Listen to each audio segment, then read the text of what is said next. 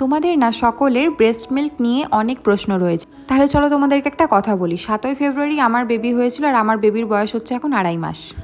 আর এরপর মাহি ঠিকভাবে ল্যাচ করতে না পারার কারণে কিন্তু ঠিকঠাক আমার মিল্ক প্রডিউস তৈরি হওয়া বন্ধ হয়ে গেছে। ততদিন অবধি মাহিকে ডক্টর ফর্মুলা ফিট করিয়েছিল এবং তার জন্য কিন্তু মাহির জন্ডিস হয়ে গেছিল। আর তারপর ডক্টর আমাকে গ্যালাক্ট নামক ওষুধটা দেয়। আর সত্যি কথা বলতে এই মেডিসিনটা 2 দিন খাওয়ার পর থেকে আমার অন্তত ব্রেস্ট মিল্ক নিয়ে ভাববার দরকার পড়ে। এখন তো লিটারেলি আমার মিল্ক ওয়েস্ট হয়ে যায়।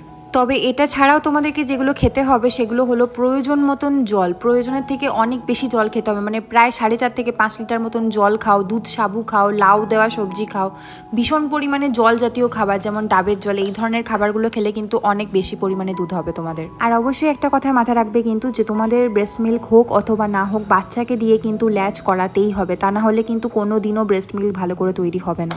আর গ্যালেক দিয়ে দুধ সাবুটা খেতে ঠিক যেন পায়েসের মতো লাগে, তাই এটা তো রোজ সকালে আমার ব্রেকফাস্ট।